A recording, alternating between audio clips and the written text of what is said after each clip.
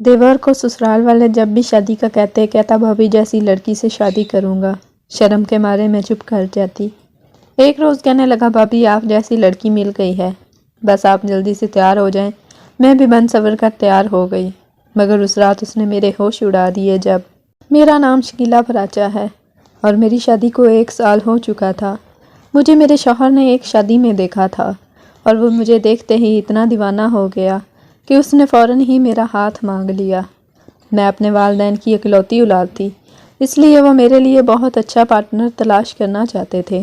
میرا شوہر عدیل پڑھا لکھا تھا اور اس کی جاب بھی بہت اچھی تھی، اس لیے وہ میرے والدین کو متاثر کرنے لگا، کیونکہ اکلوتی بیٹی ہونے کی وجہ سے وہ میری شادی کرنے سے ڈر رہے تھے۔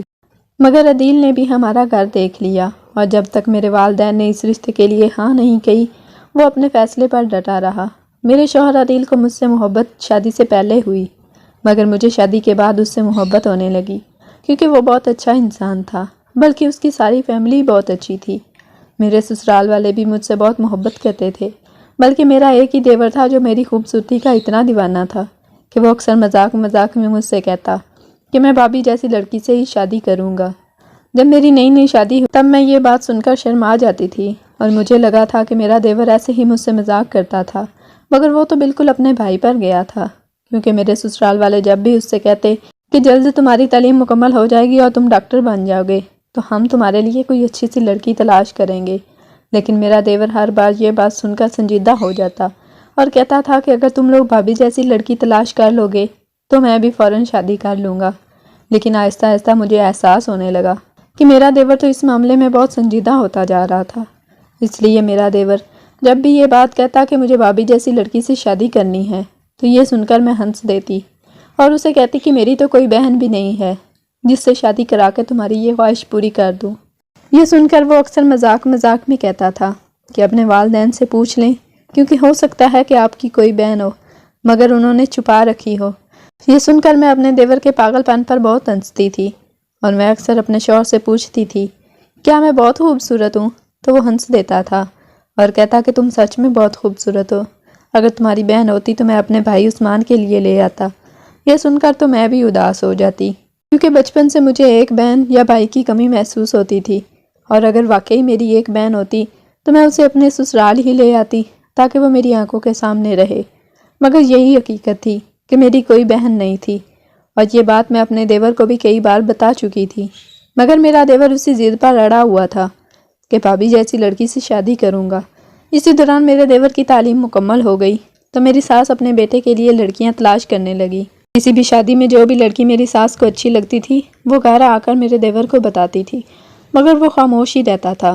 میرا دیور ان دنوں جاب تلاش کر رہا تھا، میری ساس چاہتی تھی کہ اس کی جاب لگتے ہی اس کی شادی کر دیں گے۔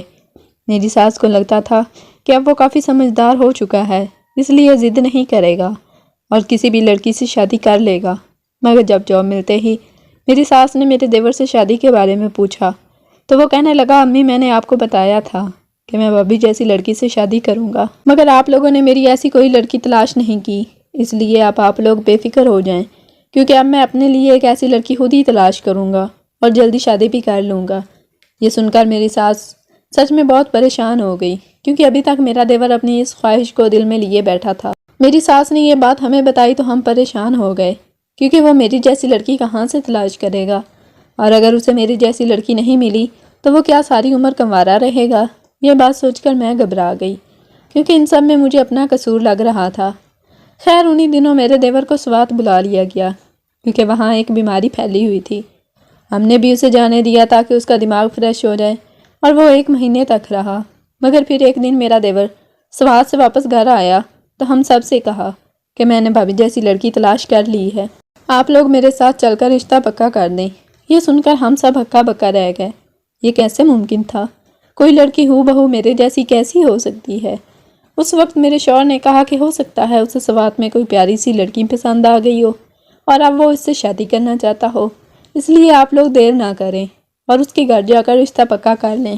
یہ سن کر ہم سب خوش ہو گئے، کیونکہ ہم تو اس کی خوشی چاہتے تھے، مگر مجھے اندر ہی اندر تجسس ہونے لگا کہ آخر وہ لڑکی کون ہوگی جو بالکل میرے جیسی ہوگی۔ اگلے دن میرا دیور مجھے اور میری ساس کو ساتھ لے کر لڑکی کے گھر چل پڑا، اور ہم بھی خوشی خوشی اس کے ساتھ چل پڑے، مگر جب میرے دیور نے اسی راستے کی طرف گاڑی موڑ دی جو کہ میرے میکے کی طرف تھا تو میں چونک گئی۔ کیا میرے دیور کو میرے ہی محلے میں مجھ جیسی کوئی لڑکی مل گئی ہے؟ یہ بات میں نے اس سے نہیں پوچھی کیونکہ وہ گاڑی اتنی تیز چلا رہا تھا جیسے جلد از جلد لڑکی کے گھر پہنچ جانا چاہتا ہو۔ میں اس کی بے تابی دیکھ کر ہنس دی۔ یہ محبت بھی انسان کو دیوانہ بنا دیتی ہے۔ میں گاڑی میں آرام سے بیٹھ گئی۔ میرا محلہ قریب ہی تھا۔ مجھے یقین تھا کہ وہاں پہنچ کر مجھے میرے سارے سوالوں کے جواب مل جائیں گے۔ میرے دیور نے وہاں کسی کی بیٹی کو اپنے لیے پسند کر لیا تھا، لیکن میں اس وقت سکتے میں آ گئی جب میرے دیور نے میری طرف دیکھا اور مسکرا کر کہا، اب گاڑی سے اتر آئیں کیونکہ لڑکی کا گھر آ گیا ہے۔ اور میں نے یوں ہی سامنے والے گیٹ کی طرف دیکھا۔ میرے تو ہوش اڑ گئے کیونکہ وہ تو میرا ہی گھر تھا جہاں میرے بوڑھے ماں باپ کے سوا کوئی نہیں رہتا تھا۔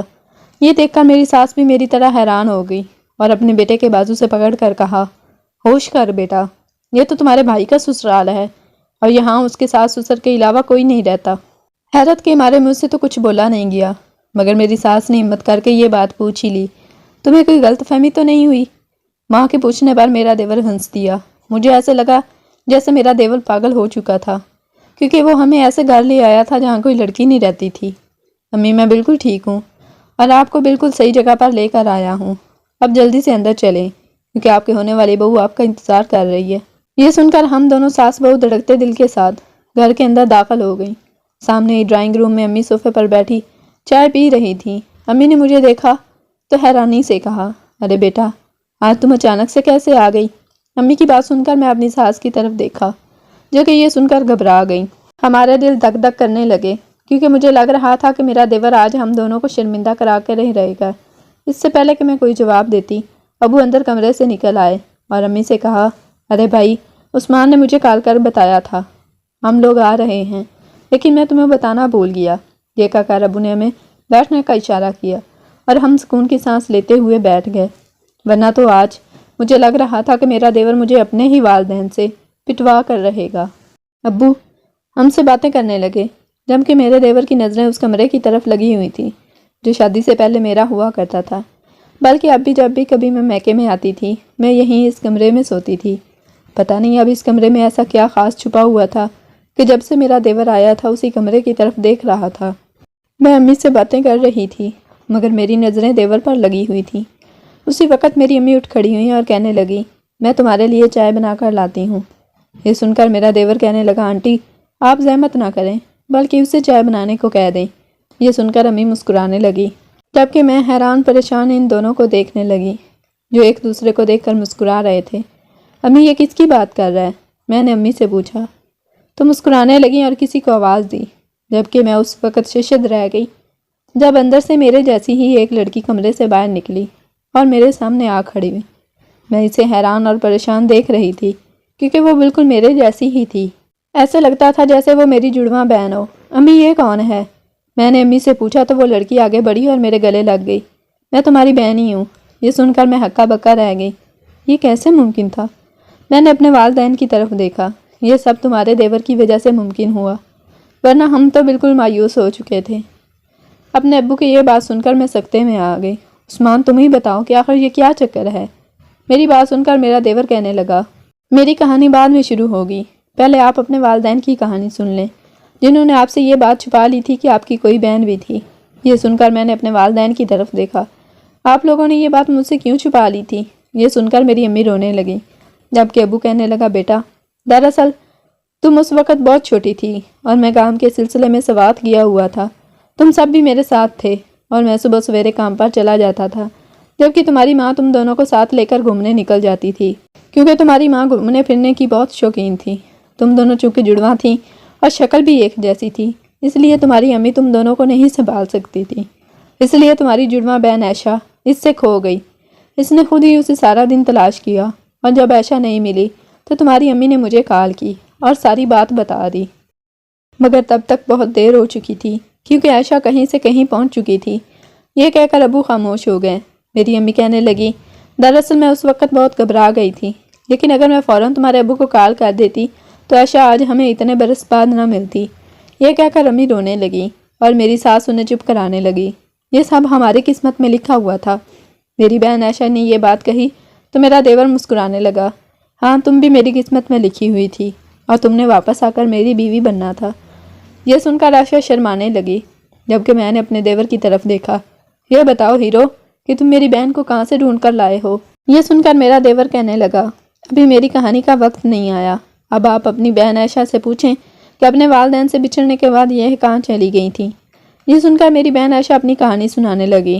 دراصل اپنے والدین سے کھو جانے کے بعد میں جس عورت کو ملی تھی اس کی کوئی اولاد نہیں تھی، اس لیے اس سے وہ مجھے لے کر سوات سے دور چلی گئی، کیونکہ اسے میرے حلیے سے پتہ چل چکا تھا کہ میں کسی امیر والدین کی اولاد تھی۔ اس لیے وہ پولیس سے چھپنے کے لیے اپنا گھر چھوڑ کر چلی گئی اور مجھ سے بھی یہ راز چھپا لیا۔ اس نے مجھے اپنی اولاد کی طرح پالا، مجھے اچھی تعلیم دی اور ڈاکٹر بھی بنایا، مگر میری خوشیاں دیکھنے سے پہلے ہی اسے کینسر ہو گیا اور مرنے سے پہلے اس نے مجھے ساری بات بتا دی، مگر میں اپنے والدین کو نہیں جانتی تھی، اس لیے اس عورت کو مرنے کے بعد واپس اس کے سوات گھر لے آئی تاکہ یہاں سے پتہ کروں کہ آخر میرے والدین کون تھے۔ عائشہ بھی اپنی کہانی سنا رہی تھی کہ بیچ میں میرا دیور بول اٹھا، بس اس کے بعد یہ کہانی میں نے سنانی ہے۔ عثمان کی یہ بات سن کر ہم سب ہنس دیے اور اس نے ہمیں بتایا کہ جب سوات میں بیماری پھیلی تو ہم سب ڈاکٹر کی ڈیوٹی وہاں لگ گئی اور میں وہاں پہنچا تو عائشہ بھی ڈاکٹر ہونے کی وجہ سے وہیں لوگوں کا علاج کر رہی تھی۔ چونکہ اس کی شکل میری بھابھی سے ملتی تھی اس لیے میں اسے دیکھ کر چونک گیا اور اس سے بات چیت شروع کر دی تاکہ یہ جان سکوں کہ یہ صرف اتفاق تھا یا واقعی عائشہ میری بھابھی کی کوئی جڑواں بہن تھی۔ چونکہ اس وقت عائشہ خود بھی اپنی فیملی کی تلاش میں تھی، اس لیے جب میں نے اسے بتایا کہ تمہاری شکل میری بھابھی سے ملتی ہے تو یہ چونک گئی اور اس کے بعد ساری کہانی آہستہ آہستہ کھلتی چلی گئی اور میں اسے یہاں اس کے والدین کے پاس لے آیا۔ میرے دیور کی یہ بات سن کر میں رونے لگی اور ایک بار پھر عائشہ کو اپنے گلے لگا لیا۔ عثمان، تمہارا بہت شکریہ کہ تم نے ہماری کھوئی ہوئی بہن واپس ملا دی۔ یہ سن کر عثمان نے جلدی سے کہا، ارے نہیں بھائی، میں نے تو اپنی بیوی تلاش کرنے نکلا تھا، اب آپ لوگ دیر نہ کریں اور یہ رشتہ پکا کر دیں اس سے پہلے کہ یہ پھر سے کھو جائے۔ یہ سن کر ہم سب ہنس دیے، ہم دونوں بہنوں نے شاید ایسے ہی ملنا تھا۔ یہ تو شکر ہے کہ میرے دیور نے یہ ضد پکڑ لی تھی کہ مجھے بھابھی جیسی لڑکی سے شادی کرنی ہے، ورنہ عائشہ ہم سے کبھی نہ مل پاتی۔